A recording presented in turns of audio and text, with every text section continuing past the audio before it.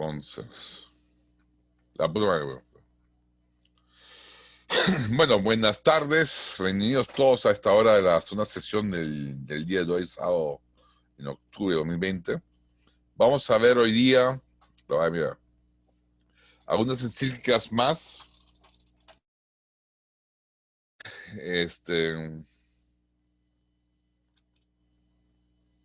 Perdona, tengo un problema. ¿Se me escucha?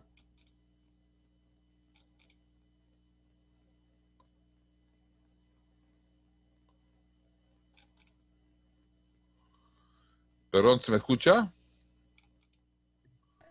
Sí, profe. Ah, ya, porque tuve un problema con el audio. La voy a mirar, bueno.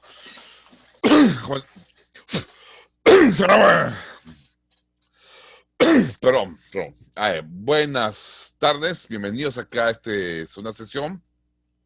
Como hemos visto en la primera sesión, hemos realizado la Boron Excessens de Juan Pablo II, viendo cuáles podrían ser las posibles contradicciones con la economía libre de mercado, y viendo que los tres temas planteados centrales de la Boron Excessens son ampliamente compatibles con la economía libre de mercado.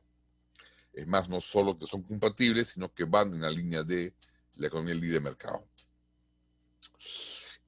Vamos a ver ahora otras posibles contradicciones que se han planteado desde las encíclicas.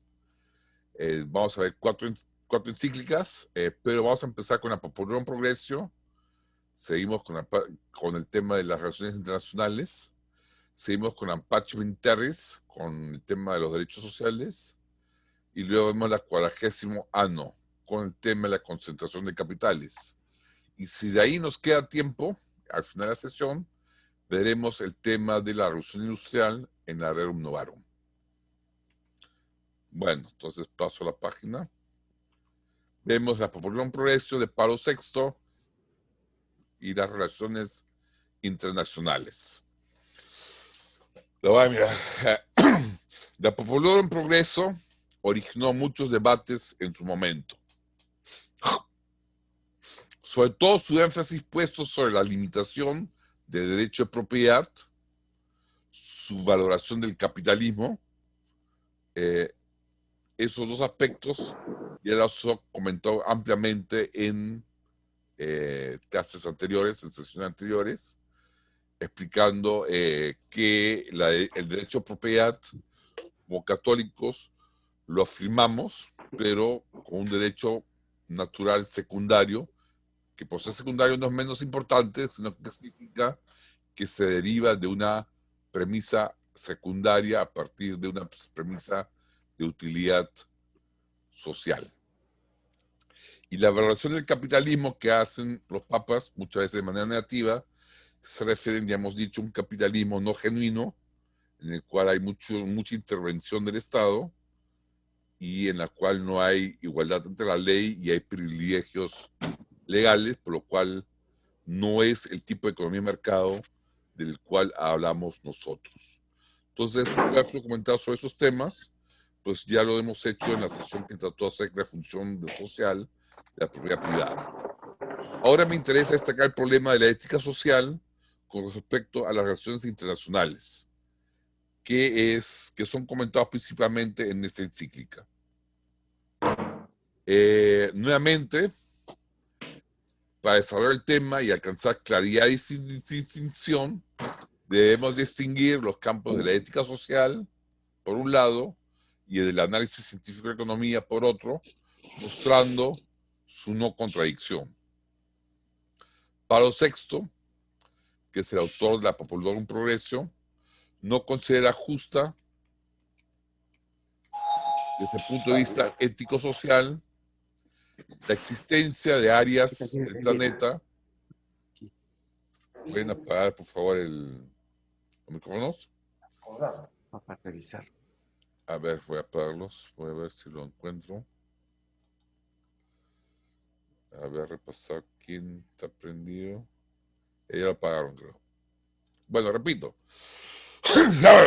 Pablo VI, que escribió la Populorum Progressio, no considera justo que hayan áreas en el planeta, grandes áreas del planeta, sumergidas en el subdesarrollo, al lado de otras regiones altamente industrializadas.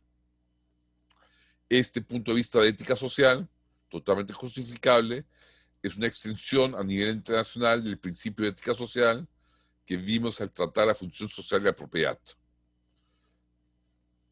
Aparte, que es el mismo principio que vimos también detrás de la justicia en las retribuciones laborales.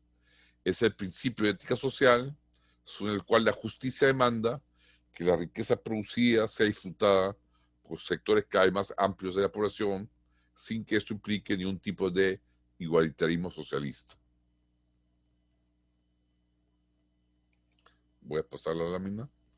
Vimos en su momento la no contradicción de este ideal con la aplicación de economías de mercado genuinas cuando tratamos la función social de la propiedad privada. Y evidenciamos que es evidente que el funcionamiento del derecho de propiedad en situaciones de igualdad ante la ley, sin privilegios legales otorgados por el Estado, es lo que realmente cumple con el destino universal de los bienes. Cuando tratamos el tema de la justicia en las retribuciones laborales, también mostramos la no contradicción de este ideal mencionado antes con la aplicación de economías de mercado, en especial cuando vimos que las economías libres de mercado desarrollan naturalmente salarios justos a mediano plazo a través del aumento de los salarios reales, merced al aumento de la cuantía de capital. Y desde el punto de vista técnico-científico, afirmamos que el aumento de la cuantía de capital, y por ende el aumento del nivel de vida, se logra siempre que se respete el funcionamiento de la sociedad bajo las condiciones que describimos al hablar de la función social de la propiedad privada. En conclusión, si existen vastas regiones del planeta que siguen aún subdesarrolladas, causa de la preocupación de la encíclica Popular Progreso y de Pablo VI, es porque en esas regiones no se han respetado las condiciones jurídicas que permiten el correcto funcionamiento de la propiedad privada y el correcto funcionamiento de su función social. Es decir, en esas regiones de subdesarrollo, las condiciones que permiten el funcionamiento de una genuina economía de mercado no están dadas. Las situaciones que posibilitan la continuación del natural estado de pobreza y el natural estado de subdesarrollo de la humanidad son de imposible existencia en una economía de mercado genuina. ¿Por qué? Porque el subdesarrollo, en cuanto tal, es desde el punto de vista económico una gran carencia de bienes de capital. Y son justamente las economías de libre mercado las que atacan este problema en su raíz, generando el aumento de la cuantía de capital como uno de sus efectos característicos. El subdesarrollo se mantiene o se vuelve a él por la falta de ahorro interno y o externo que esté disponible, que a su vez es producido directamente por políticas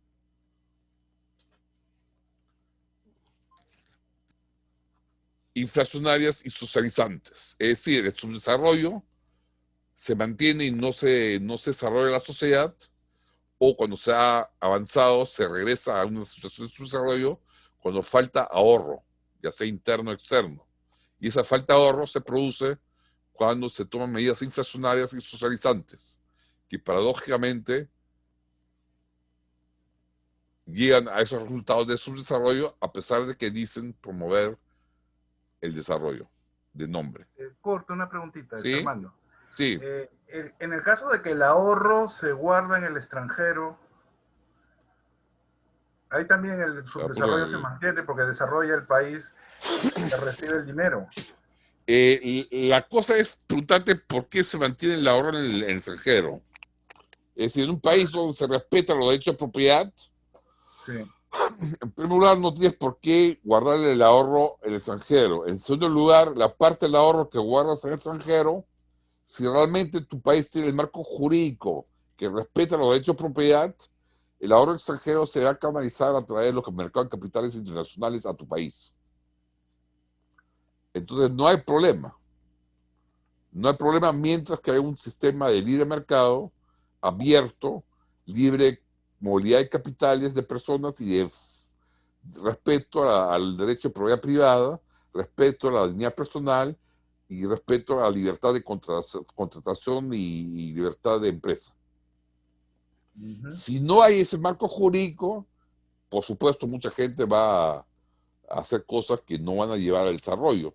Y eso es justamente lo que estamos diciendo. Cuando hay políticas que en nombre de desarrollo rompen este marco jurídico, que es el auténtico marco de desarrollo, es que se da el subdesarrollo, ¿no? El desarrollo requiere la economía libre de mercado. Y la economía libre de mercado requiere un orden ético jurídico muy sensible para que funcione correctamente. Si tú, a través de medidas socializantes y estatistas, rompes ese orden ético jurídico, vas a tener los resultados contrarios a la economía de mercado, que justamente son la miseria y el subdesarrollo.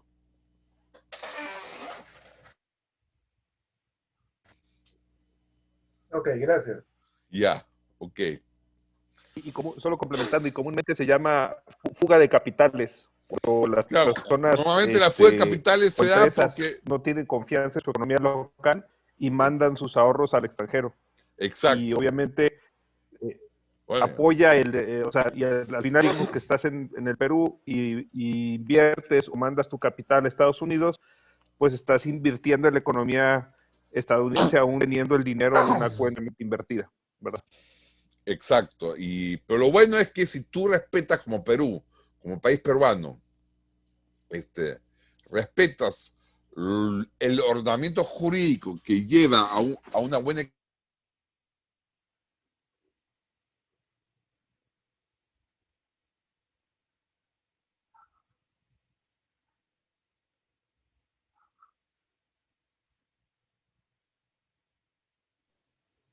¿Soy yo o perdimos el audio de Kurt? Perdón. No, sí, perdimos el audio.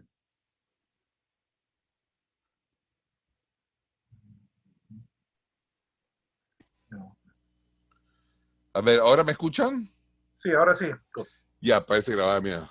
Ese fue mi micrófono.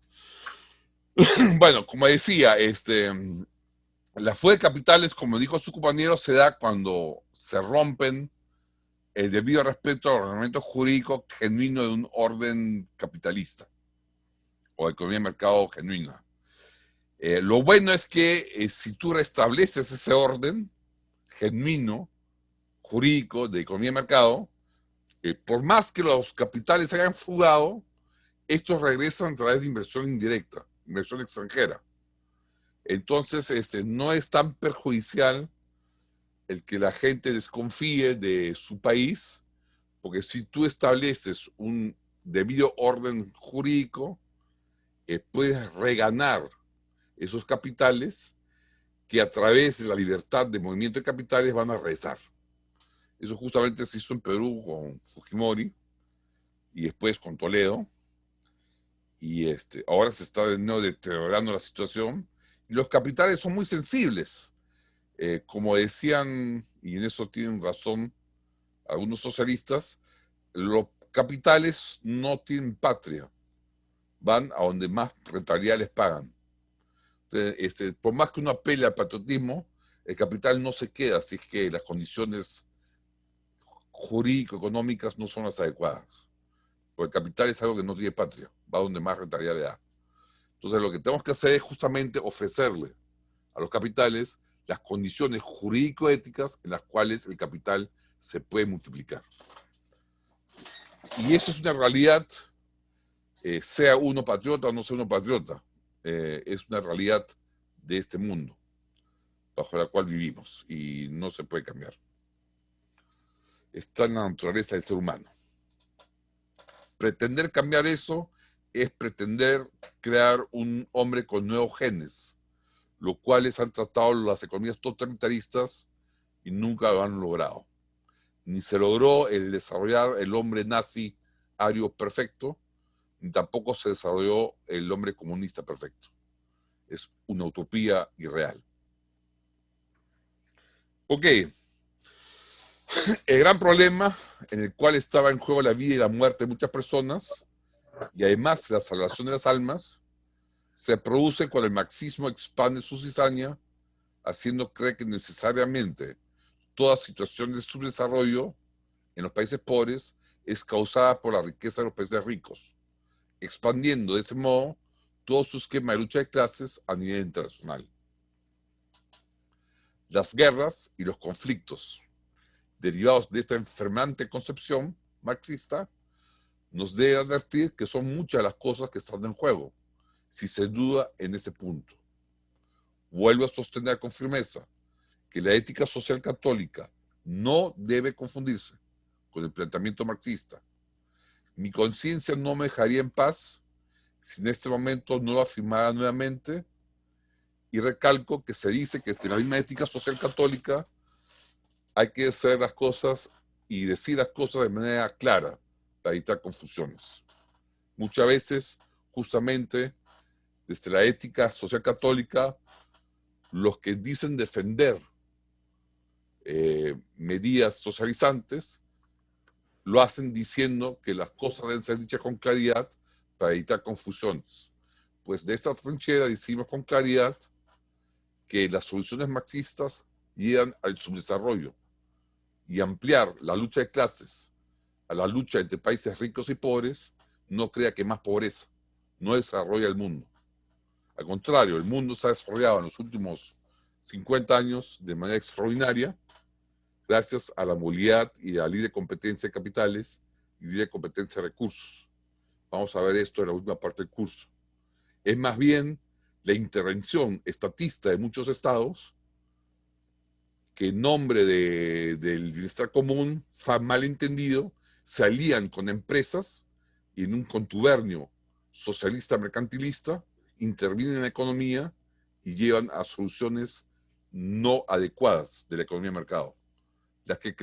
Estas son las que crean desigualdad y pobreza, y no la economía de mercado en sí. ¿Alguna pregunta al respecto?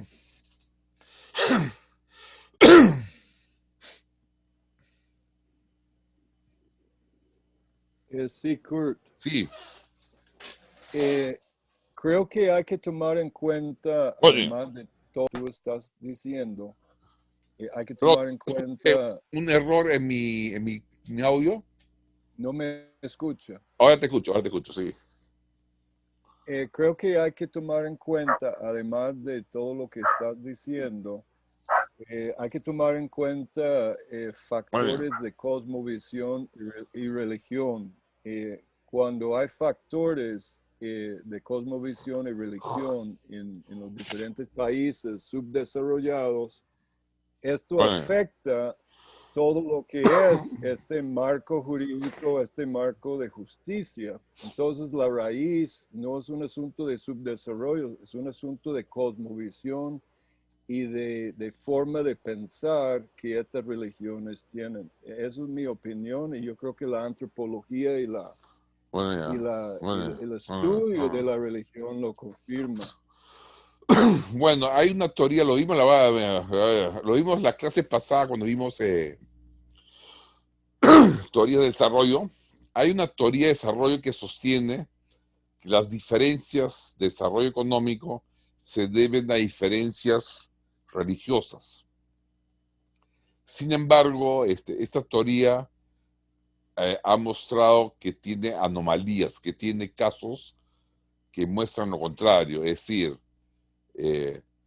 los países en los cuales, o las zonas dentro de ciertos países, donde, por ejemplo en Alemania, las zonas más católicas son las más ricas, contrario a las zonas del norte de Alemania, que son evangélicas, que son más pobres. Caso Inglaterra no, en ese caso sí se dio una confabulación de un evangelismo protestante y el desarrollo del capitalismo. Pero en otras partes del mundo no ha sido así. Los países y las ciudades-estado que primero desarrollaron el capitalismo mercantil, eran ciudades católicas. Países no protestantes ni católicos, como Japón u otros países asiáticos, han desarrollado bien economías de mercado, mostrando que las reglas de economía de mercado no son tan dependientes de la cosmovisión religiosa en sí, pero sí son dependientes de cierto entendimiento de la dignidad del ser humano. Pero lo que han hecho es imitar a las cosmovisiones de trasfondo cristiano y han cambiado todo el marco que su religión arrojaba, lo cambiaron, lo copiaron desde los marcos de los países cristianos.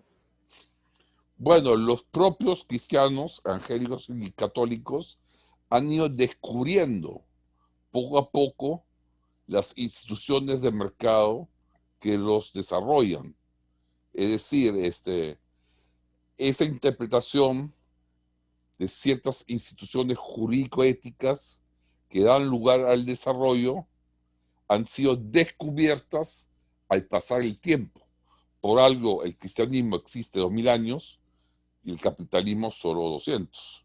Es decir, la religión en sí misma no llevó al capitalismo, sino el descubrir ciertas instituciones dentro de la religión. Por eso es que se afirma Correcto. Por eso es que se afirma que esas instituciones no necesariamente están condicionadas a una religión. Claro, se descubrieron en marco de cierta cosmovisión religiosa, pero pueden existir fácilmente independiente de la religión, siempre y cuando uno acepta ciertos conceptos que se dieron en la modernidad no iluminista, no francesa, no de la Revolución Francesa, sino de la iluminista anterior, de dignidad de la persona y de la libertad. Y eso es lo que con esto concuerdo con lo que tú dices, y eso es lo que quería decir en realidad. Claro. Ahora, por ejemplo, mi proyecto personal, que yo estoy tratando de desarrollar en lo que me queda de vida, que yo tengo 55, me quedarán pues, ¿cuánto? 15, 20 años de vida mental lúcida, espero, es justamente investigar las bases éticas, económicas del capitalismo en base a la Biblia, en base al magisterio de la Iglesia, y luego quiero dar un paso más y tratar de estudiar quechua, que es el idioma andino acá en Perú, y tratar de encontrar ciertas raíces o tratar puentes, hacer puentes a la religión andina, justamente porque sé la importancia del arraigo cultural de las instituciones de mercado. Es decir, si las instituciones de mercado no se arraigan en la cultura misma de un país, ya sea a través de la religión o a través de la política, es muy difícil que sea un sistema estable. Entonces yo les pido que... ¿Usted Kurt, lee inglés? Sí, yo leo inglés. Bien, hay un libro que cambió mi vida y yo creo que te puedo dar la referencia que va a ser clave para todo tu proyecto. ¿Sí? Si me los puedes pasar, ¿lo tienes en PDF? No existe en PDF, tendría que comprarlo en inglés. Desgraciadamente no sé por qué no se ha traducido este libro, pero es increíble y que te va a dar muchas raíces para los indígenas en América Latina. Bueno, entonces si me puedes dar la referencia por interno, por WhatsApp. Exacto. Te estaré muy agradecido porque si justamente haces el puente a los países andinos, tú que eres misionero, creo que me puedes ayudar en ese punto. He usado esto mucho como concepto en todo el mundo y hasta en África me ha servido. Uy, ideal que me des ese consejo. Muchas gracias. Con gusto. Bueno, ¿alguna otra pregunta respecto a la desigualdad de pobreza, riqueza entre los países del mundo?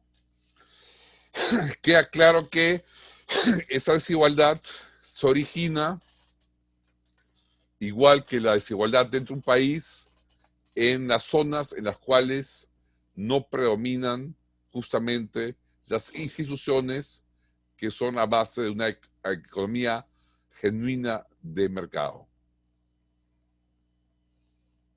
Y lo curioso es que muchas veces en nombre del desarrollo se promueven instituciones contrarias a la economía de mercado y que lógicamente llevan a una perpetuación de la pauperización y la miseria en vez del desarrollo.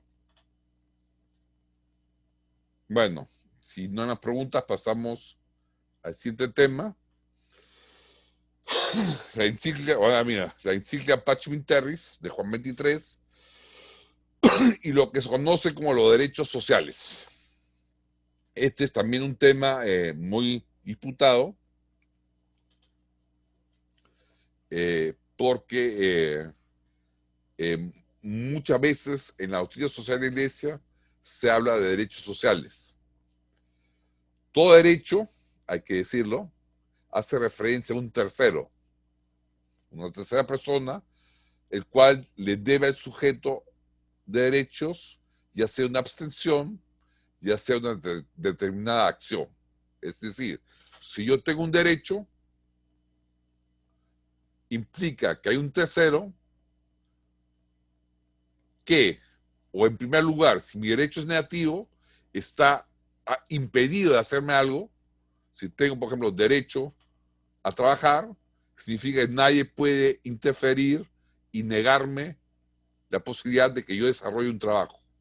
Ese es el derecho negativo. O, otra forma de entender el derecho a trabajo, el derecho es de manera positiva. Si yo tengo derecho a trabajar, hay un tercero que tiene la obligación de darme trabajo. Esas son las dos maneras de entender los derechos. De manera negativa, un sujeto que se tiene que abstener de interferir en mi vida, o de manera positiva, alguien me dé una acción que no se autoriza bajo una simple abstención. Ese es diferente derecho negativo y derecho positivo. ¿No? El primer derecho, el negativo, genera una abstención, y el segundo derecho, el positivo, genera una acción que me deben. Bueno, en la justicia conmutativa, este segundo tipo de obligación, el de derecho positivo, las que se llaman de derecho positivo, solo surge de contratos voluntariamente pactados. Es decir, en la justicia conmutativa no existen los derechos positivos. Los derechos a exigir algo que me hagan solo surgen cuando contrato voluntariamente un pacto. En la justicia legal, eso es en la justicia conmutativa. En la justicia legal, es decir, lo que la persona le dé al bien común, el ejemplo típico sería el impuesto. El ejemplo típico de derecho positivo. Donde el Estado tiene derecho a exigirme algo. Y en la justicia distributiva, el ejemplo típico sería el conjunto de servicios que el Estado debe prestar y distribuir según sus funciones específicas.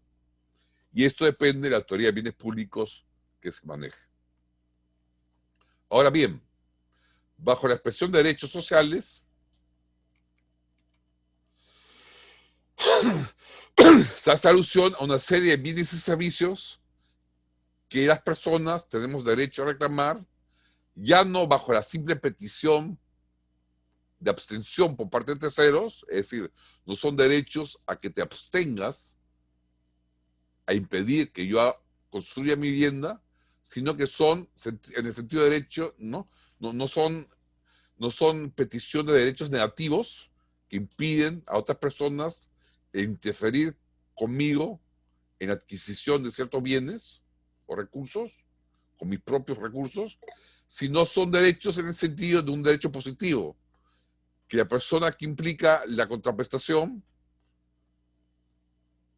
no, son derechos positivos donde hay una persona que contrapresta un servicio positivo, por la vía jurídica positiva, para las redundancias. Es decir, los derechos sociales no hacen alusión, por ejemplo, el derecho a la vivienda, no hace alusión a un derecho negativo de que nadie puede impedirme construir mi vivienda por mis propios medios, sino es un derecho en el sentido positivo, o hace alusión a un derecho positivo, donde alguien, donde yo, por la vía jurídica positiva, pueda reclamarle a otra persona que me dé una vivienda.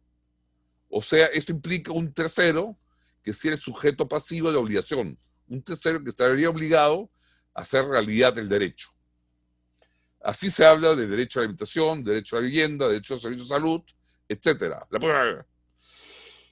En estos casos, la pregunta es, ¿quién es el que debe dar dichos servicios? ¿El Estado? El problema que ahora específicamente nos preocupa es, este tipo de derechos aparecen frecuentemente en la ética social católica. El ejemplo más destacado se presenta en el Encíclica Pachum Terris, el punto 10 de Juan 23. Veamos primero 3 dificultades de estos derechos sociales. Primera dificultad. Los recursos son escasos, mientras que las necesidades son ilimitadas. Ahora bien, si a cada una de las necesidades humanas comenzamos a llamarlo derecho a, renglón seguido a la necesidad, derecho a la vivienda, derecho a la alimentación, derecho a la educación, derecho a la salud, estamos creando una situación jurídica económica que sencillamente a la larga es imposible de cumplir. ¿Por qué? Porque es imposible de cumplir. Pues los recursos son escasos y no todas las necesidades podrán satisfacerse si son nombradas como derechos. Con lo cual, determinadas personas quedarán sin aquello que por supuesto que se da por supuesto derecho y que les corresponde supuestamente por ese derecho social.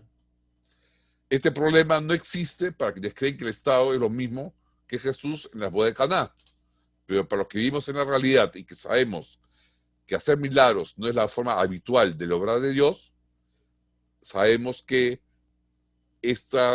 la multiplicación de estos derechos sociales no es realizable a largo plazo y llega a una situación donde habrá muchas personas que se quedarán sin aquello que les es prometido por derecho. Debemos recordar que el deber ser, es decir, lo que debe ser, el derecho, se fundamenta en el ser. Por lo tanto, ya desde el punto de vista de una sana filosofía de derecho, podemos preguntarnos si puede ser que lo imposible sea fuente de derecho. Habitualmente se responde que las necesidades a las que se refieren los derechos sociales son las más importantes. La dificultad ahí es establecer qué es lo más importante. Derecho a la alimentación, derecho a los libros, derecho a qué o cuál libro.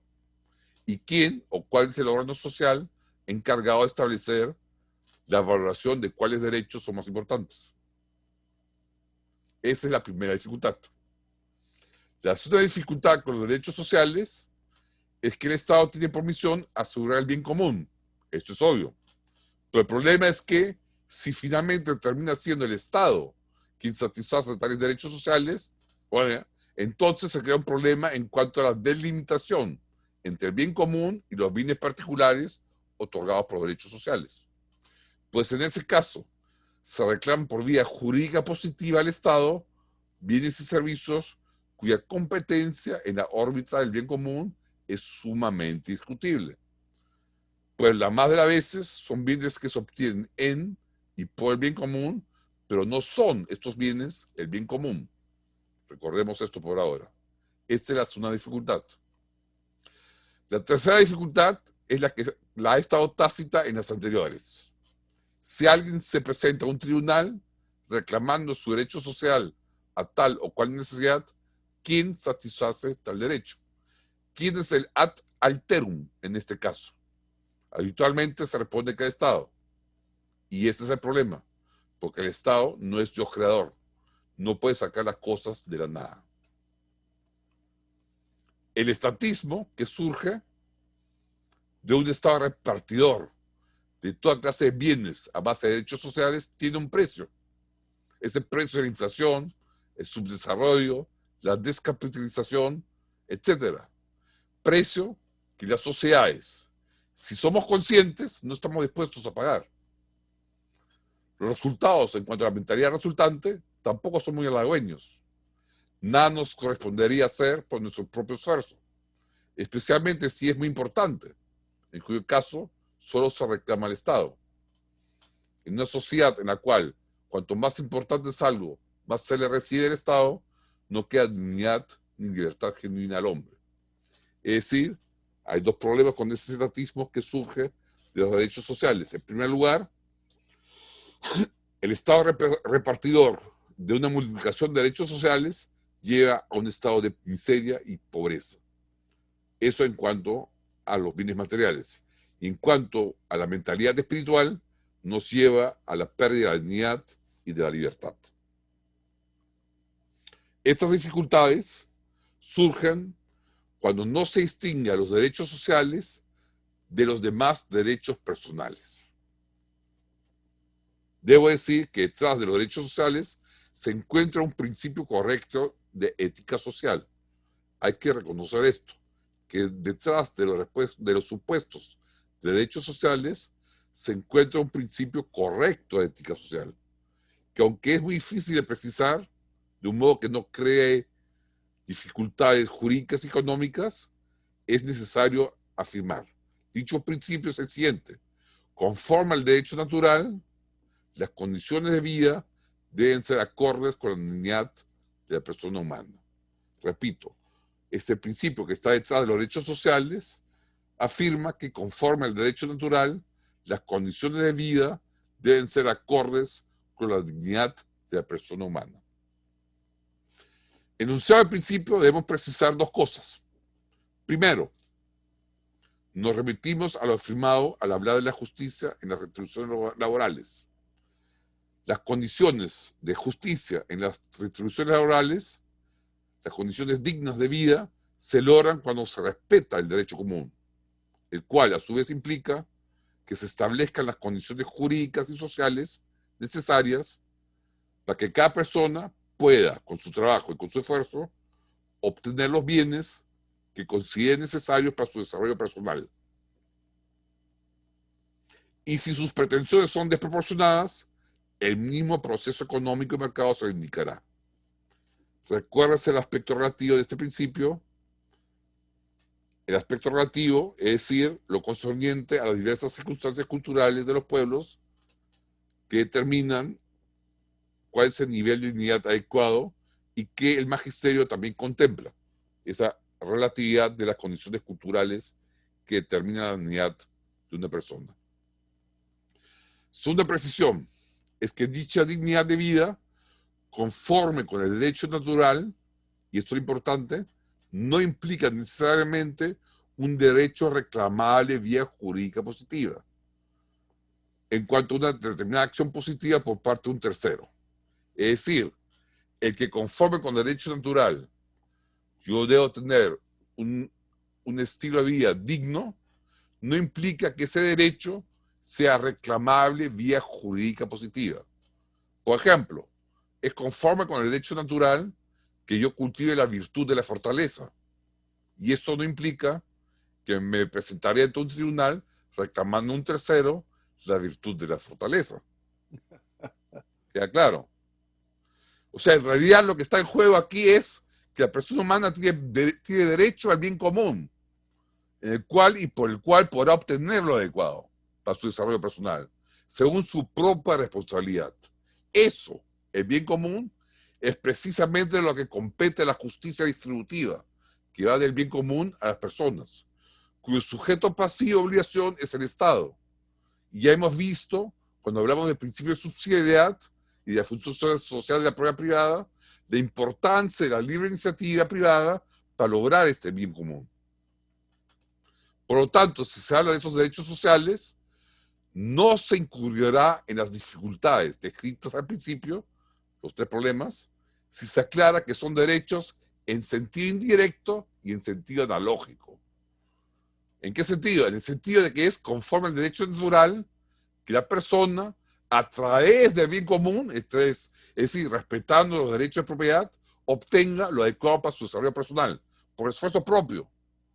No son, empero, los derechos sociales derechos en sentido propio, en las cuales la delimitación del sujeto pasivo de la obligación es clara y distinta. Es decir, los derechos en sentido propio delimitan, definen de manera clara el sujeto pasivo de la obligación. ¿Quién tiene que cumplir ese derecho? Que los derechos sociales no son en ese sentido derechos, son derechos en sentido indirecto, analógico. En este sentido, tenemos el respaldo de Utz, un especialista católico en ética social, que comenta la Pacem Terres diciendo: esto nada tiene que ver con un estado de providencia. En efecto, en este lugar, en el que el Papa habla simplemente de derechos del hombre, no tenía por qué examinar la manera de realizar el mencionado derecho. Y el otro católico que me gusta mucho es J. Messner, otro especialista católico en ética social, cuando toca este tema, habla de un derecho a la adquisición de lo necesario para el sustento, o de garantizar la existencia por medio del trabajo, que se cumple dentro de la actividad económica realizada dentro del marco de la cooperación social y económica. Observemos pues dos cosas. Estos derechos son indirectos y analógicos. Y segundo, además, el modo para su satisfacción es la libre iniciativa privada, no el Estado. Y no extrañe que se refiera a la propiedad. Messner habla del derecho de la adquisición de lo necesario para el sustento, como los derechos sociales. Uno de los fundamentos del derecho natural, más habitual para justificar la propiedad privada, es que, como hemos visto al hablar del principio de subsidiariedad, la propiedad privada garantiza lo necesario para el sustento, por lo que se le coloca como derecho natural secundario. Se le coloca como derecho natural secundario debido a su utilidad con respecto al derecho primario a la vida. Y esta es la argumentación de León XIII en Rerum Novarum. Entonces, el derecho social es analógico e indirecto, e implica el derecho privado y el mercado como forma de realizar esos derechos. No implica que sean demandables al Estado o a otra persona. La división del trabajo, la propiedad, el intercambio de bienes y servicios son justamente los medios necesarios para lograr la mayor abundancia posible de bienes y servicios para todos los integrantes del marco social, dentro de los límites naturales señalados por la escasez natural de recursos y la desigualdad de rentas y patrimonios. Tema que ya vimos. ¿Todo esto qué quiere decir? Quiere decir que si se afirma que la persona tiene derecho a la alimentación, ¿esto es verdad? Sí, y solo así se entiende análoga e indirectamente a través del bien común y no directamente a través del Estado. La no aclaración de este pequeño detalle, entre comillas pequeño, puede traer como consecuencia dolorosas confusiones, pues el más importante bien colectivo a proporcionar por el gobierno no consiste, repito, no consiste en la satisfacción directa de las necesidades personales, sino el principal bien colectivo a proporcionar por el gobierno consiste en la creación de un conjunto de condiciones en base a las cuales los individuos o grupos de individuos puedan ocuparse ellos mismos de la satisfacción de sus propias necesidades. Téngase en cuenta que lo dicho al exponer acerca de la función social de la propiedad vale también acá para el caso de la extrema necesidad. Es el caso de extrema necesidad que se aplica también a este caso a nivel social. Esto es como para terminar el punto. O sea, después de lo dicho anteriormente, de que todo lo dicho respecto a los derechos sociales se refiere al bien común y no al Estado, y que la obligación del Estado es dar el marco jurídico para que nosotros mismos lleguemos a cumplir la satisfacción de nuestros derechos sociales. En ese sentido tenemos derechos sociales, en el sentido análogo, indirecto, a traer el bien común que nos lleva a que podamos desarrollarnos y no a través del Estado. Dicho esto, hay que tener en cuenta que en caso de extrema necesidad se aplica lo dicho cuando hablamos de la función social de la propiedad, como en situaciones, por ejemplo, de catástrofes naturales, en cuyo caso el Estado, y repito de manera enfática, que lo recomendable es que el Estado lo haga a nivel municipal, en estos casos de catástrofes naturales o de situación extrema, incluso por razones de seguridad pública, se puede prestar servicios por parte del Estado, siempre que en primer lugar no sean en forma monopólica, tampoco estatizando servicios, tampoco alterando ni anulando la iniciativa privada, y dos, se puede realizar la prestación de parte del Estado con recursos genuinos, lo cual requiere, para ser genuinos, no haya sido obtenidos por medio de la inflación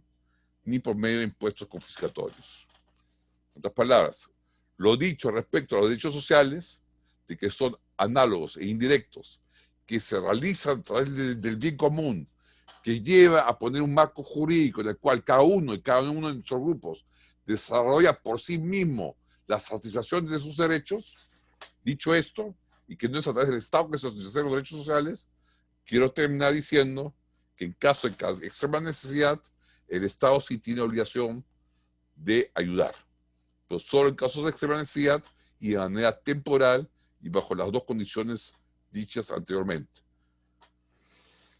Curto, una pregunta. Sí. A ver, digamos, o sea, la teoría nos dice de que el Estado debe procurar el bien común, pero en realidad el Estado cuando crece, cuando se consolida, tiene intereses propios y genera clientelas. O sea, clientelas en forma de trabajos burocráticos. Entonces llega un momento en que pues tiene una planilla de 1 millón, 2 millones de personas y se genera como una especie de obligación de seguir manteniendo esos puestos de trabajo, ¿no? Que posteriormente todos se van a convertir en pensiones, ¿no? Entonces, mientras te escuchaba, reflexionaba pues que, o sea, todo este armatoste de los derechos sociales fue construido a comienzos del siglo, donde pues, ¿cuántas personas había? 1.500 millones de personas, y la edad promedio de vida era de 40 años. Entonces, ahora, 100 años después, tenemos 7.000 millones de personas con un promedio de vida entre 60 y 80 años. Entonces ya no es viable por donde lo veas, pero sin embargo el Estado sigue ofreciéndolo porque le da mucha legitimidad. Es clientelismo, como tú dices. Ahora, desde el punto de vista de derecho natural, no son derechos directos de exigibles al Estado. O sea, son derechos, como decía, indirectos y análogos, en el sentido que a través del bien común, y hay que recordar lo que dije respecto al bien común. El bien común debido es aquel bien que permite que cada uno entre a la sociedad, desarrolle sus potenciales capacidades y se perfeccione.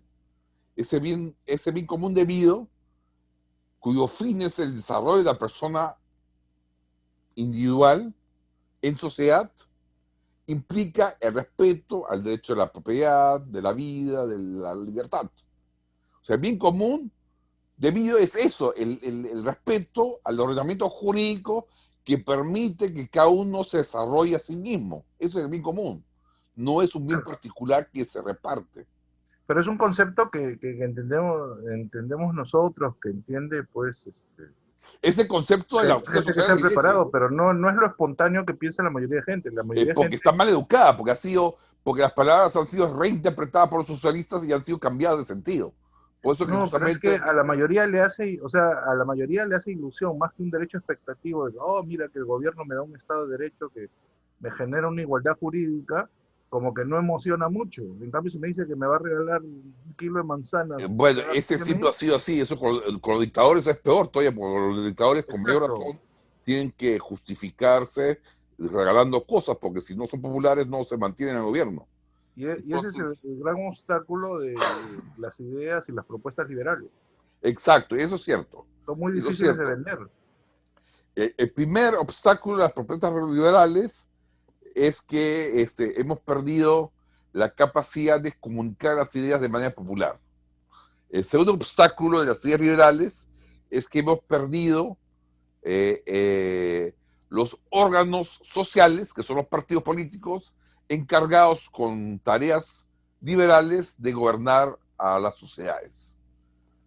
Entonces, lo que tenemos que recuperar es justamente de la primera parte, la de popularizar ideas liberales, está siendo llevada a cabo por los think tanks cada vez con más éxito, pero la segunda parte, el tener órganos políticos ejecutorios de propuestas liberales, de propuestas concretas liberales de modo de vida, ese está siendo minado por un mal entendimiento de los liberales de que ellos deben solo hablar académicamente y no deben actuar políticamente, ¿no?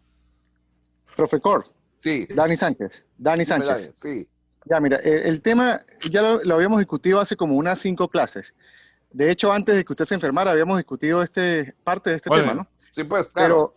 Pero me llama la atención poderosamente que sigue asistiendo la duda. Y yo creo que la tercera debilidad, siguiendo el hilo conductor de su exposición, es que nosotros, y digo nosotros porque me identifico plenamente con este ideal y también estoy comprometido, pues, si así se quiere, a que las próximas generaciones hereden la interpretación correcta de los conceptos, pero la izquierda ha sido fabulosa, ha sido estratégica, aprovechando que sería la tercera debilidad de nosotros, en recanalizar o redistribuir conceptos, sobre todo, por ejemplo, como el bien común, desde su propio ángulo, y vendiéndoselo a la gente como lo hizo categóricamente, además usando a mansalva los medios de comunicación, el expresidente y difunto Chávez.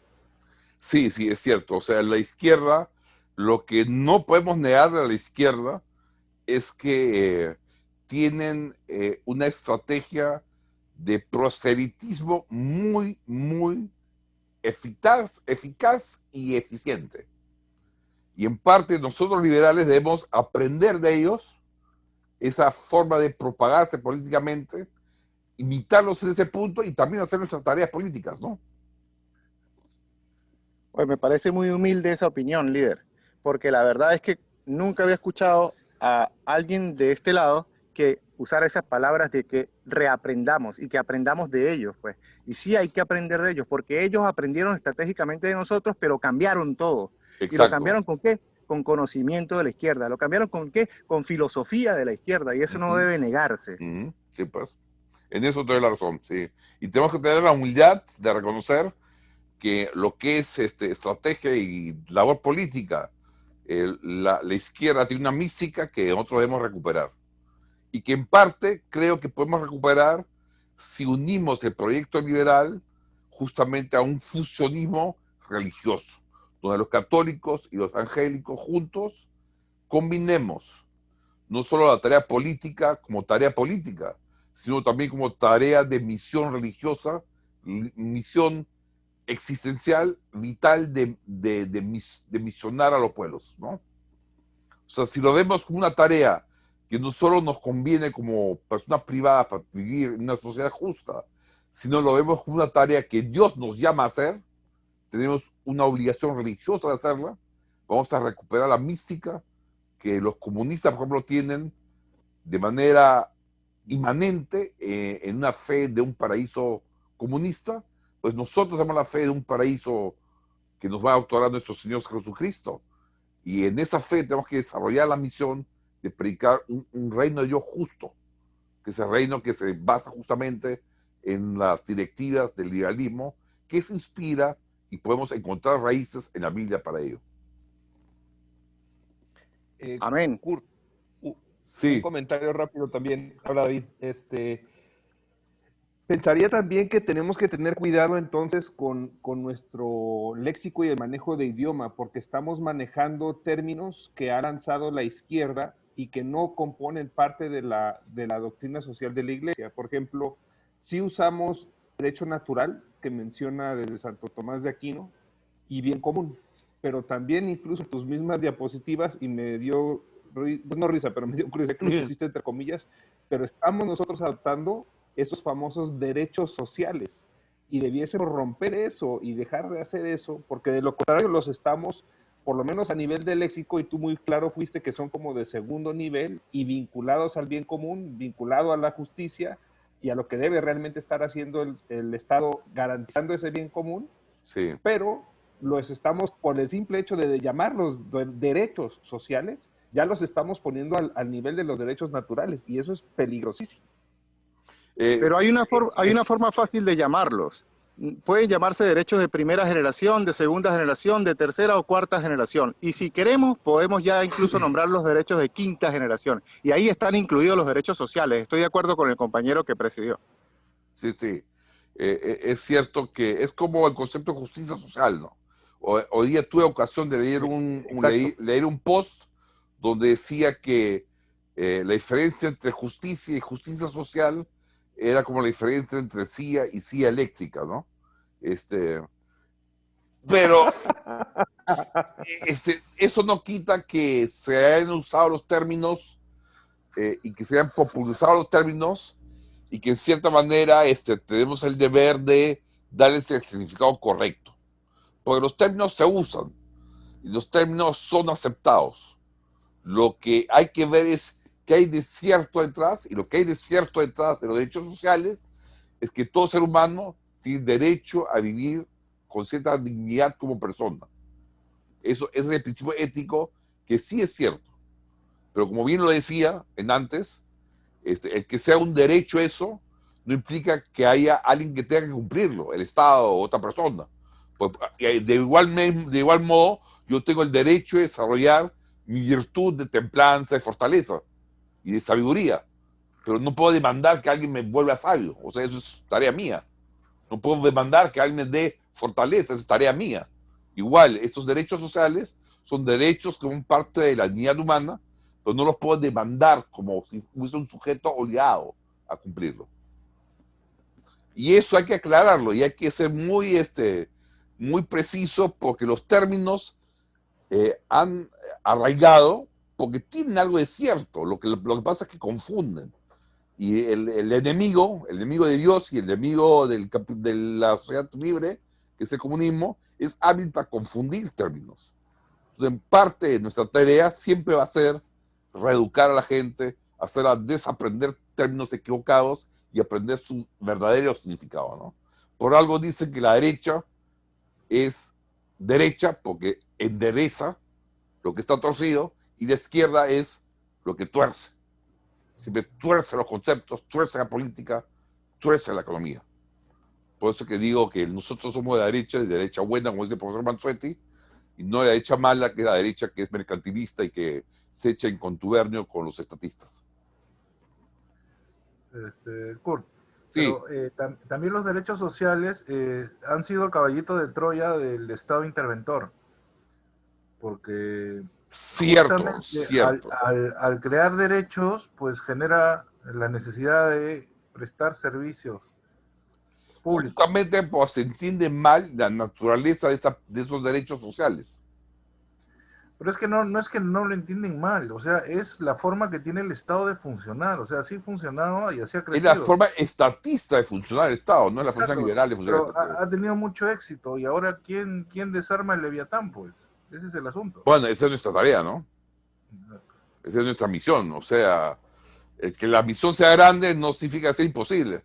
Cuando hubo 12 judíos en Israel, nunca creyeron que iban a conquistar un mundo con su religión. Lo hicieron. O sea, sí lo vamos a hacer. Hay que tener la fe en hacerlo. Hay que tener la misión de hacerlo, la dedicación. Es la única esperanza que tenemos como personas y para nuestros hijos y nietos, ¿no? Sí. Bueno, pasamos al siguiente tema. A ver qué hora es. Déjenme ver mi celular. Son las 7, sí, estamos avanzando bien. Ok, la puta madre. A ver, acá, la 40º ano de Pío XI habla de la concentración de capitales. Y este es otro aparente tema que contrapone la ética social católica y la economía de mercado. ¿No? Muchas veces la ética social católica acusa a la economía de mercado por la supuesta concentración de capitales y riqueza en unas manos de unos pocos. Veamos el punto de la 40º ano en su punto 105, donde el Papa Pío XI dice: salta a los ojos de todos, en primer lugar, que en nuestros tiempos no solo se acumulan riquezas, sino que también se acumula una descomunal y tiránica potencia económica en manos de unos pocos, que la mayor parte de las veces no son dueños, sino son los custodios y administradores de una riqueza en depósito, que ellos manejan a su voluntad y arbitrio.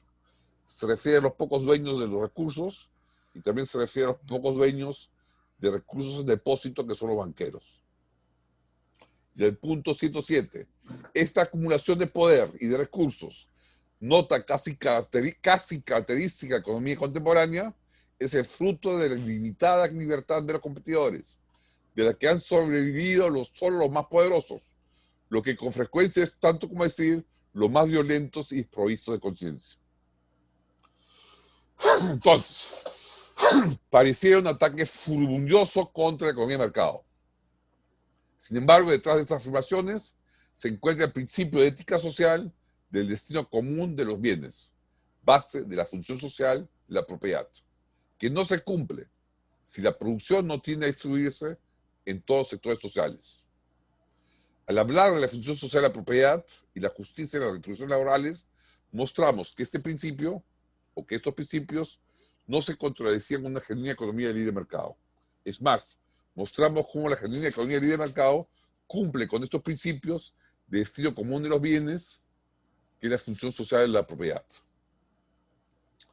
Conviene destacar que en la segunda cita, Pío XI se refiere a la limitada libertad de los competidores, como la causa del fenómeno que describe y condena. Ya he analizado, al tratar la función social de la propiedad, el problema de una libre iniciativa limitada o ilimitada.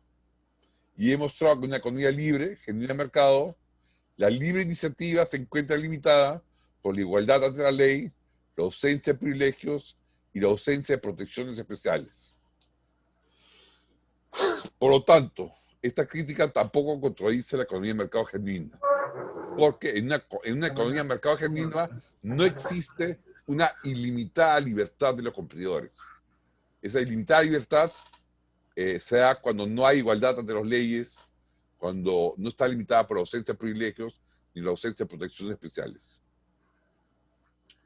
Y hay que recordar que esta encíclica fue escrita en 1931.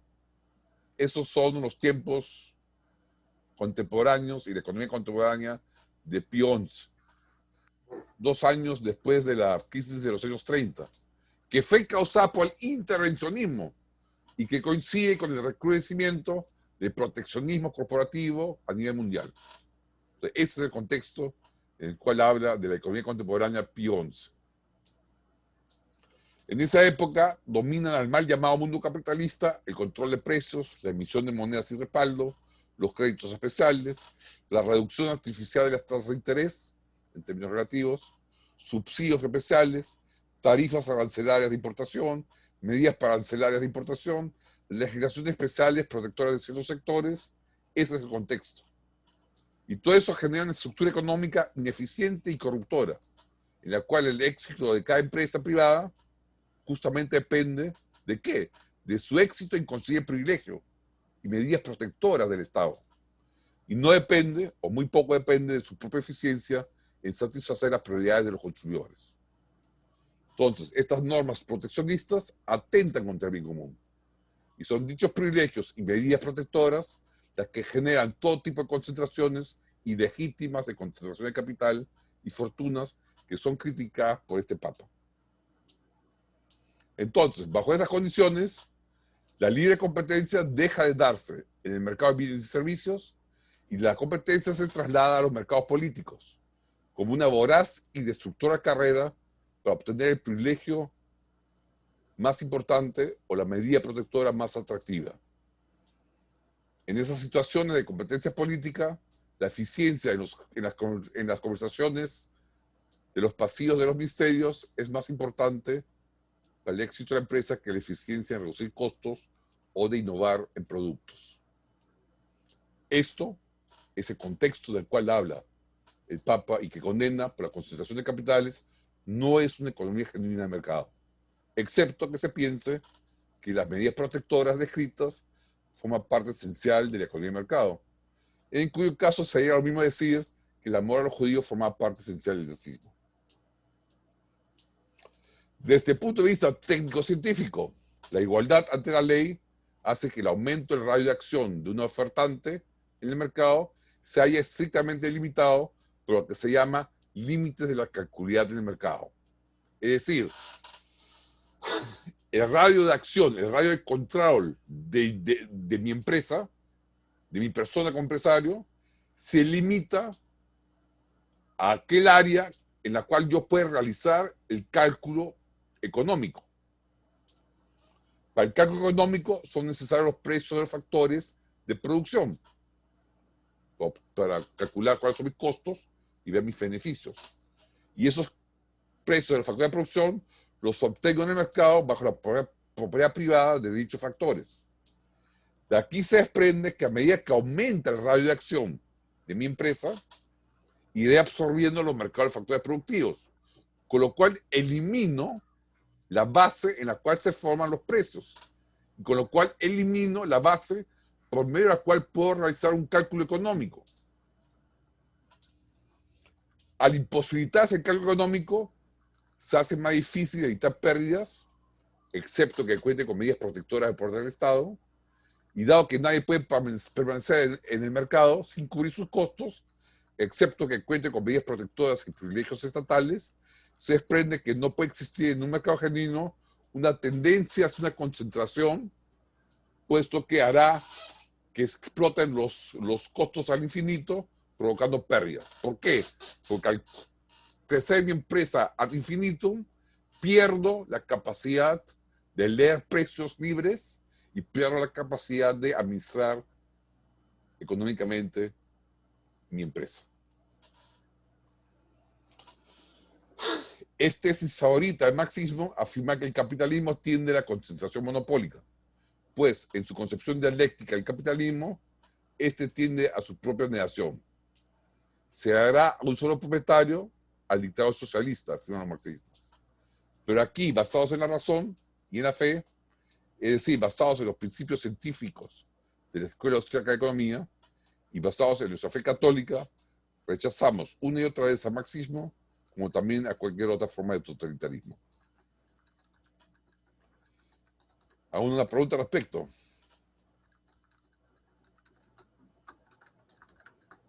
Es el tema de la concentración de capitales. Un poco lo que he tratado de decir es que una genuina economía de mercado no puede crecer una empresa ad infinitum, o sea, concentrar la totalidad de los capitales, porque pierde la capacidad de controlar los costos. Que la economía genuina de mercado tiende de por sí mismo a la descentralización de las decisiones económicas.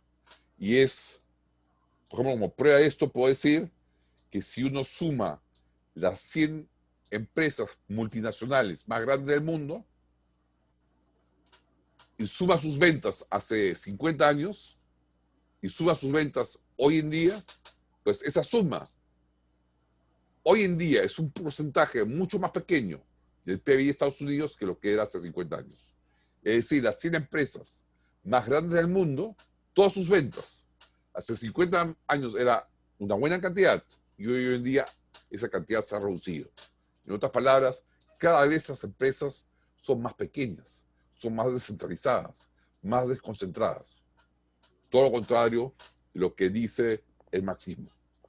Por lo tanto, no hay que temerle en una economía de mercado genuina la concentración de capitales. Lo que sí hay que contradecir es las economías estatistas, que dan privilegios a las empresas, que dan privilegios a los sindicatos, que dan privilegios sociales, porque esas tipo de economías intervenidas, estatistas, son las que llevan a la concentración de capitales, no la economía de mercado. ¿Preguntas?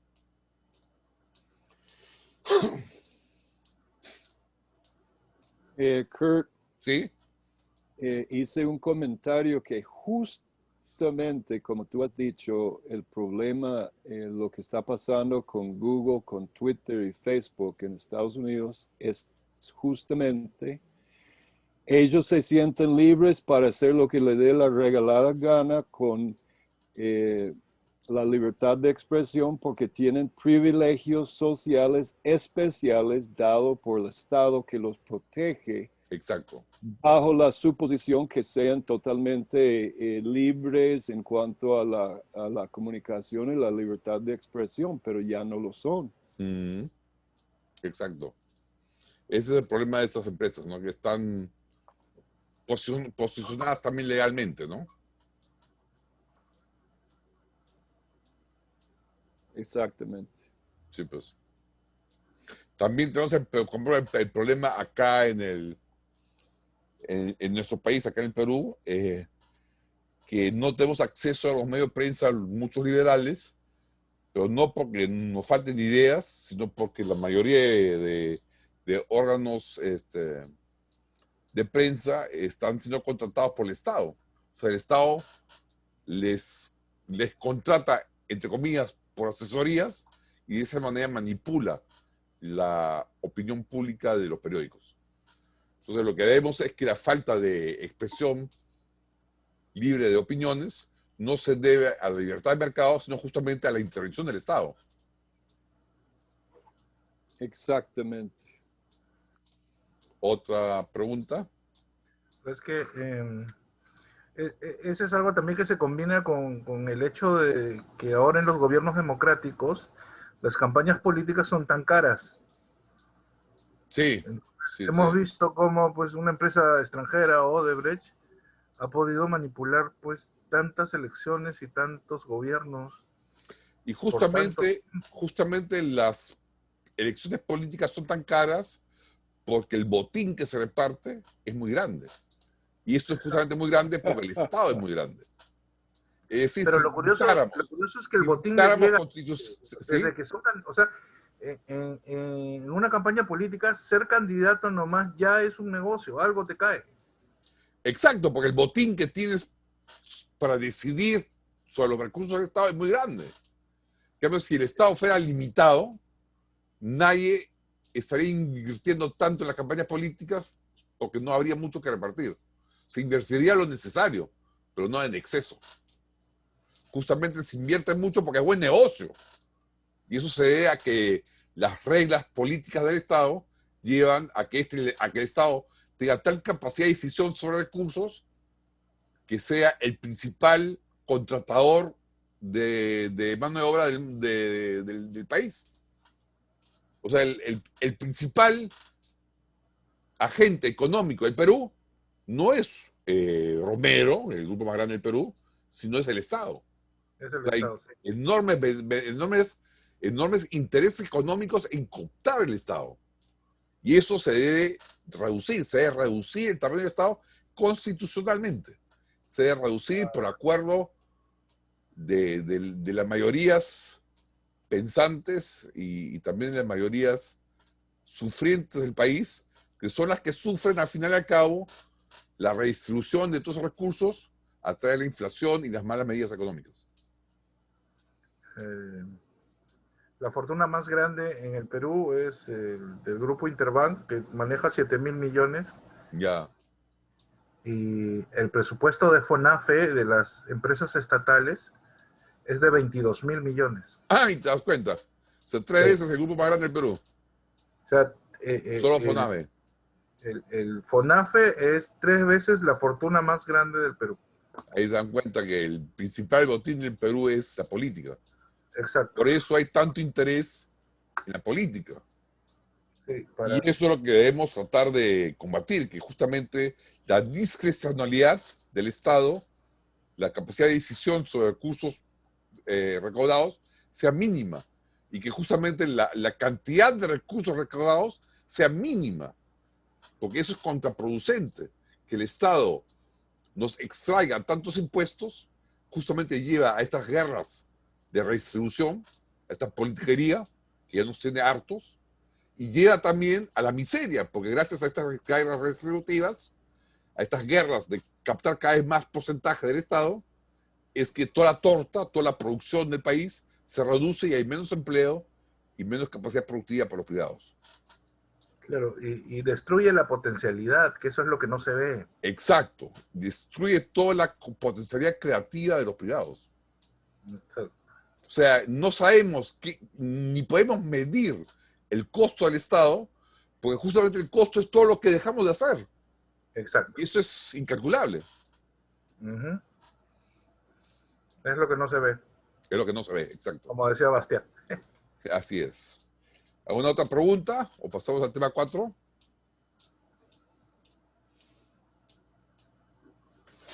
Ahí déjame ver la hora. ¿Cuánto nos queda?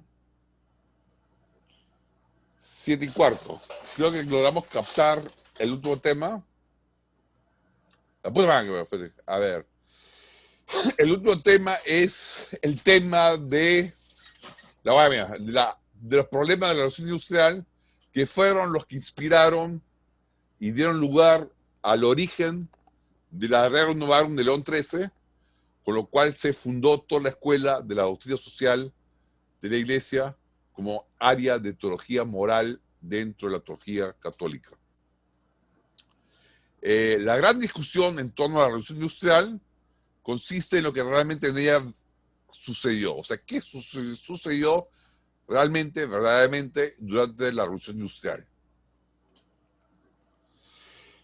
La versión habitual que nos escuchan, que nos cuentan, que nos hablan, es de que en un primer periodo hubo muchas dificultades, en especial muchas dificultades en cuanto al nivel de vida de las masas obreras. Y se coloca como causa de tal fenómeno, de las dificultades del nivel de vida de las masas obreras, se coloca como causa la aplicación del sistema de libre economía de mercado. Ha habido, frente a esa visión unilateral de la historia, un revisionismo histórico hoy en día. Les pongo acá un ejemplo de un libro que se llama El capitalismo de los historiadores, y dentro de este libro hay una serie de ensayos, acá pueden ver los títulos, de Hayek, de Ashton, de Hacker, de Duvenal, de Hood, y por los títulos de los ensayos que pueden ver, es evidente el intento de revalorización positiva de este periodo. Se trata de revalorizar de manera positiva el periodo de la Revolución Industrial, en especial en cuanto al nivel de vida de las masas obreras. No me puedo pronunciar históricamente sobre la cuestión histórica, porque no soy historiador, pero sí puedo darles algunos principios generales para iluminar la cuestión. Primero, tenemos el problema de los datos cuantificables. Es el típico problema de la contingencia de todos los datos de historiografía, de la historia, en relación a la veracidad y confiabilidad de las fuentes. O sea, si queremos saber si realmente las masas obreras vivían tan miserablemente, debemos recurrir a las fuentes históricas, y surge entonces todo el problema de qué fuentes históricas son veraces y confiables. Ese es un problema del dato cuantificable.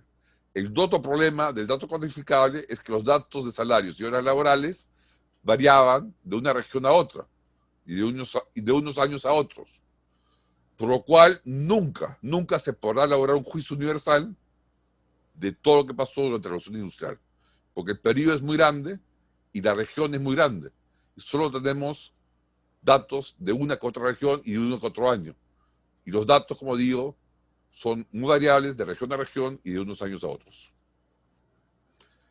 El segundo criterio que les quiero dar es que el análisis de las causas de los fenómenos que registra la historia, no compete a la historia en cuanto a tal, sino compete a la teoría. En otras palabras, la historia registra los datos, pero los ordena según una teoría. Entonces, interpretar las causas de un fenómeno histórico no compete a la tarea histórica en sí, sino compete a la teoría que está detrás, que maneja el historiador.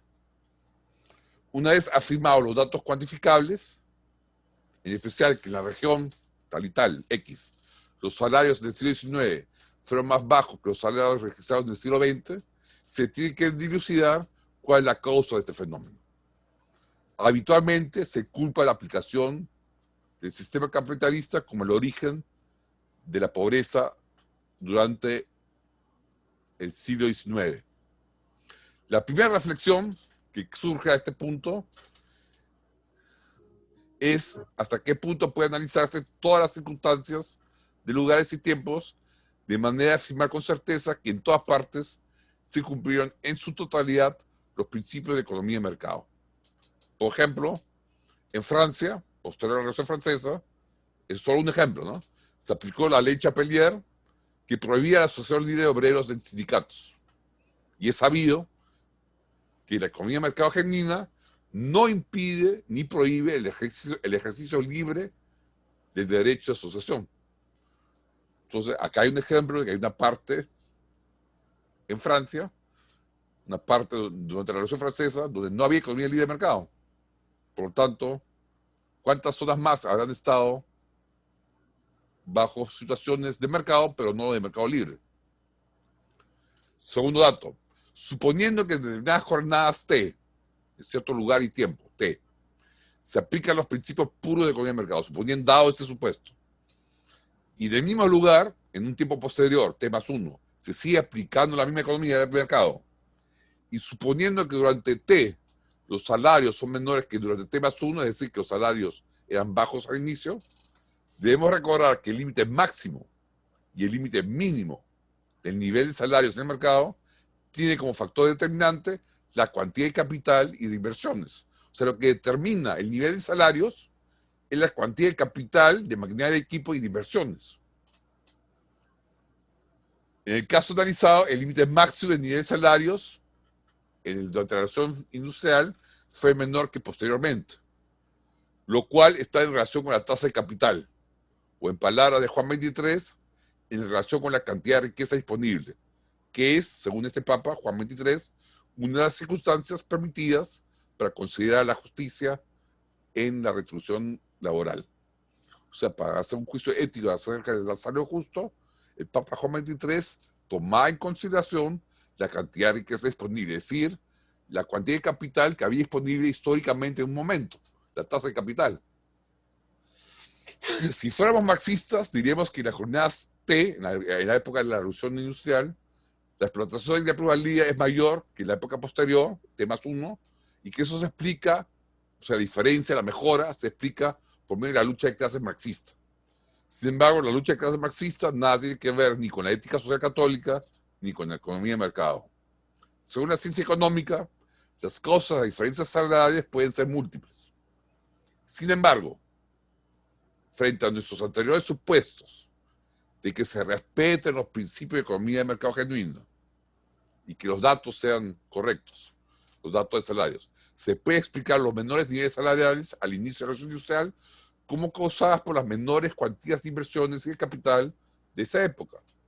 Factor que, como dijo Juan 23, entra dentro de las circunstancias que deben ser analizadas para determinar la justicia en el nivel de salarios.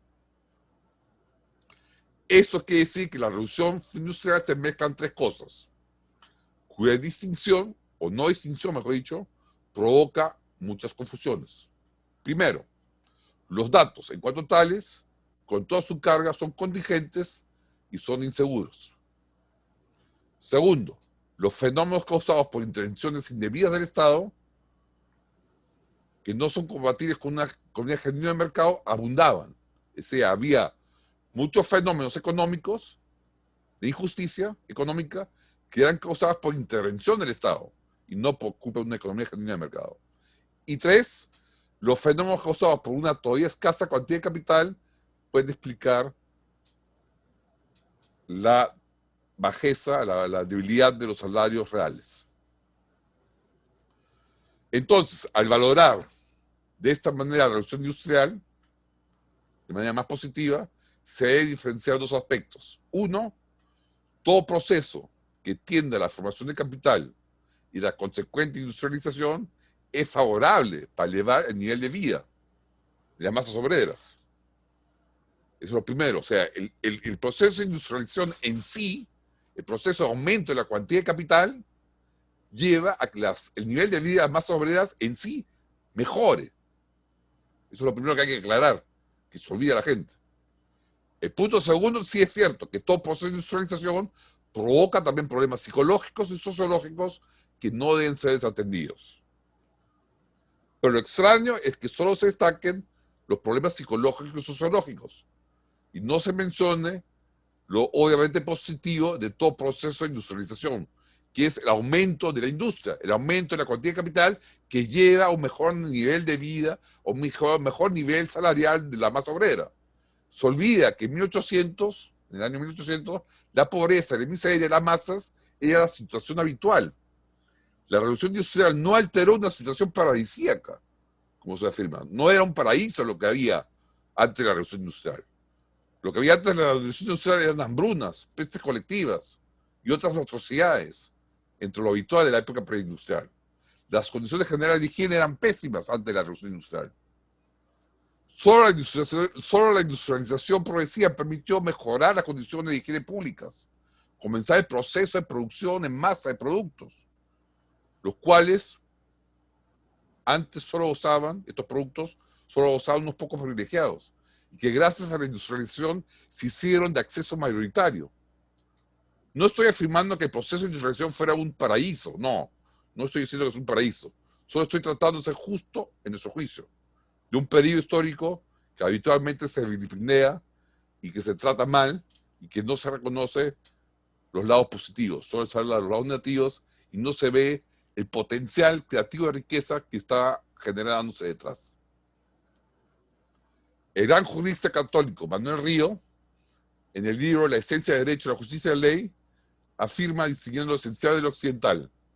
Y con esta cita termino.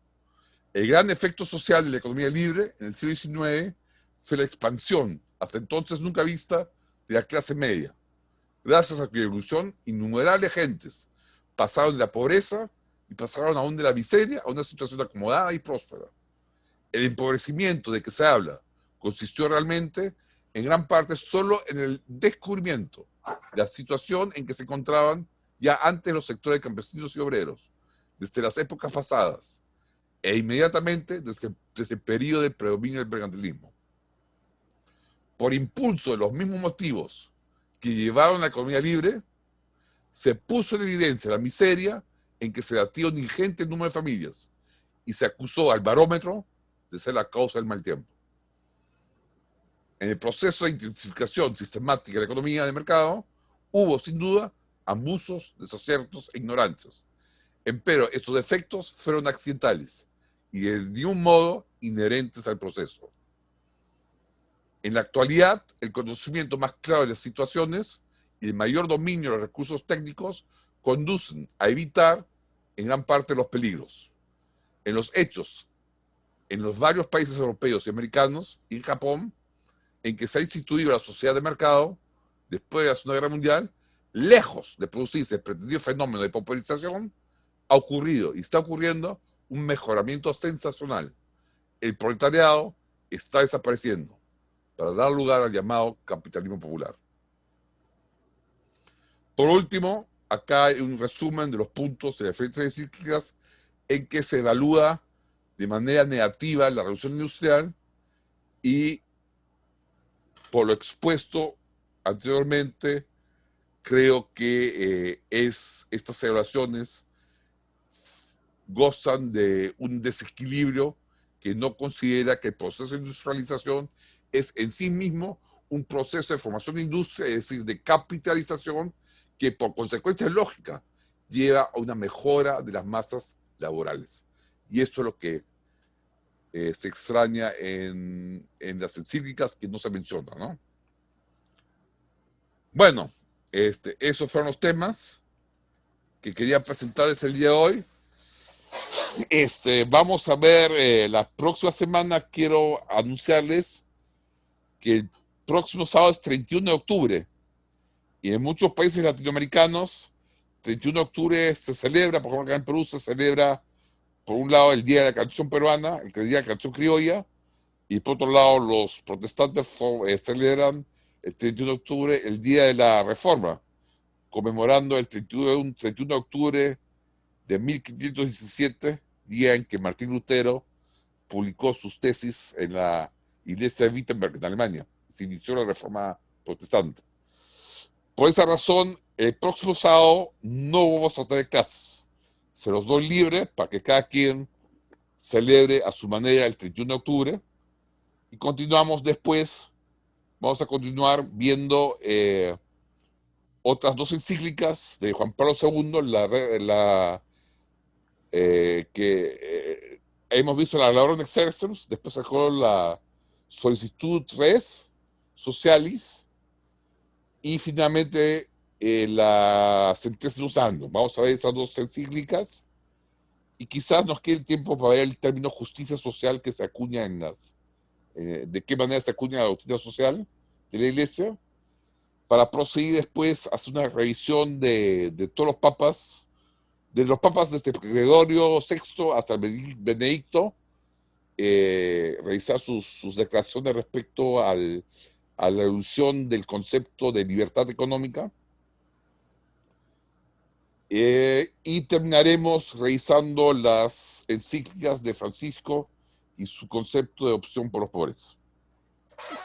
En todas estas revisiones siempre vamos a proceder de la misma manera, analizar lo escrito En las encíclicas, aclarar los términos y mostrar la no contradicción con la economía de mercado.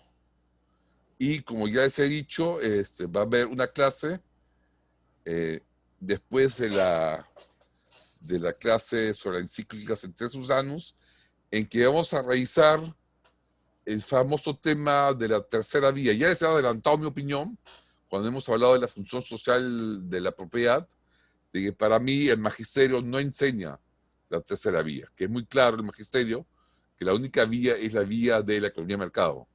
Lo que sí hay un tercer concepto de derecho de propiedad, no el concepto colectivo, no el concepto de derecho de propiedad absoluto, sino el derecho de propiedad privada como derecho natural secundario, y eso sí es un tercer concepto, pero en sistemas económicos solo hay dos, la economía planificada y la economía de mercado. Y claramente la opción de la doctrina social de la Iglesia es a favor de la economía de mercado. En eso no hay duda. Y los que pretenden decir que ha habido un cambio al respecto en la evolución de las encíclicas, justamente va a haber una clase en la que vamos a tratar el tema en que si ha habido un cambio de posición en la Iglesia o si simplemente se ha reforzado una tendencia que ya existía antes. Bueno, ¿preguntas al respecto?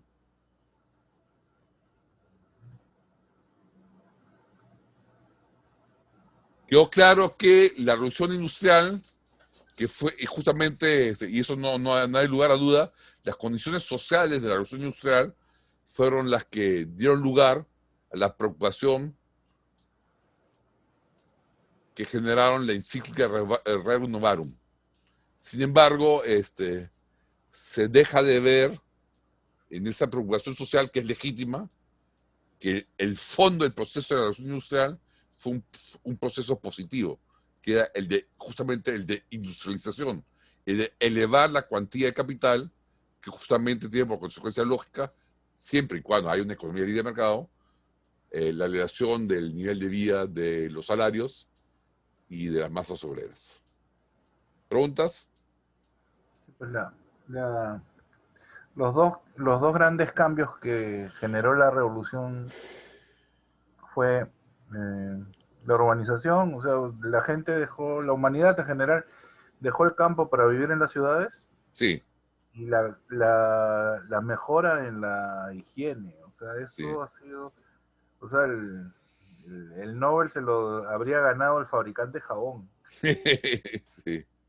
Realmente no. eso se posibilitó gracias a que se acumuló capital, ahorro que se llevó a perfeccionar la industria. O sea, si no hubiese habido ese desarrollo industrial, no hubiese sido posible el desarrollo en la salud pública, en la higiene, en la sanidad, en la educación, etcétera. Todo eso fue financiado con capitales que se formaron en esa época. Exacto. Y no sé, o sea, una cosa que te quería preguntar es, relacionando con el tema de la primera parte, estas empresas que funcionan con la participación de los trabajadores, o sea, ¿qué tan innovadoras son? O sea, ¿simplemente funcionan bien o realmente son empresas de punta en cuanto a innovación?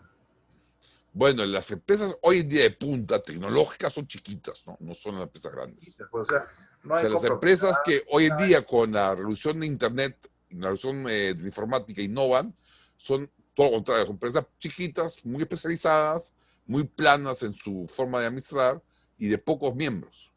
Lo que yo te dije en la cuestión se refiere más a las empresas tipo industriales, de muchos obreros, de mucha producción física. Que ya poco a poco van desapareciendo. No, pues se van fraccionando en unidades ya llegó a su equilibrio, ya llegó a su máximo, ¿no? O sea, sí. la cuota que necesitamos de eso en el mundo se está llenando y ahora necesitamos otro tipo de empresas. Esas empresas industriales, claro, se van a reestructurar, pero no van a desaparecer porque necesitamos producción física para vivir. Pero claro, ya está dada, ahora estamos entrando en una fase donde necesitamos otro tipo de bienes y servicios. Claro, o sea, la producción material no baja ni va a bajar nunca. Lo que pasa es que en el porcentaje de productividad los números se hacen pequeños. Claro, pero en términos relativos. O sea, como porcentaje el PBI se achica, pero en términos absolutos, en términos de cantidad, es más. O sea, digamos, hoy, claro, 10% es menos que 20%, pero ese 10% ya no son 100.000 soles, sino son 300.000 soles. Entonces, en realidad, en términos absolutos, es mucho más. Sigue creciendo. Solo que en términos de participación, en términos de tamaño de la torta, es chiquito. Pero toda la torta está creciendo. Por lo tanto, las partes también están creciendo. Exacto. Ok, otra pregunta.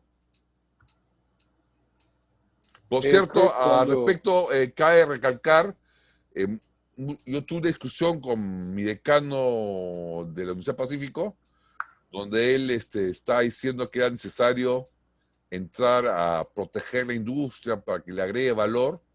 Y yo le mostré con cifras que la industria del Perú nunca había sido tan grande, porcentualmente hablando, respecto al PBI, como ahora, en que está igual de grande como en las mejores épocas de protección a la industria, con la diferencia que es una industria competitiva, porque no está protegida. Esa es la primera diferencia. Y la segunda diferencia es que esa gran industria que existe no solo es competitiva, sino que en términos absolutos, como el PBI ha crecido, es mucho más grande que la que había en la época de la protección arancelaria. Es lo que no se quiere aceptar, pues si el marxismo cultural es justamente eso, es lo que oculta. Exacto. Lamentablemente, como dijo el profesor Mansuetti, la izquierda es especialista en torcer todo. Torcer la economía, torcer la política, torcer los conceptos y torcer la verdad. Bueno, habiendo llegado a este punto, ¿aún otra pregunta o terminamos acá? Kurt, ¿Sí? Doctor tenía Andy. una pregunta. Usted mencionó el revisionismo histórico. Sí, usted estaba hablando positivamente sobre un revisionismo histórico en cuanto al lado misiano, ¿verdad? sí, estaba hablando de un revisionismo histórico que justamente pone en duda la historia oficial que han escrito los socialistas.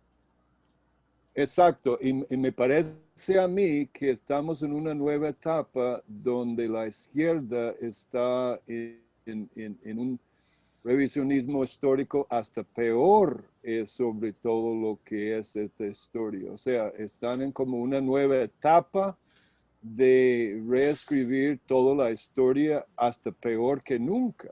Cierto, con la irrupción de la filosofía postmoderna, la cual simplemente tiene por objeto destruir, desconstruir todos los relatos, justamente la forma en que el postmodernismo del cual somos víctimas todos, tratan de desconstruir todo relato, en especial el relato del cristianismo, es inventando pequeños relatos alternativos mezclados con fantasía, que compiten con la verdad y que nos quieren confundir, ¿no? O sea, hoy en día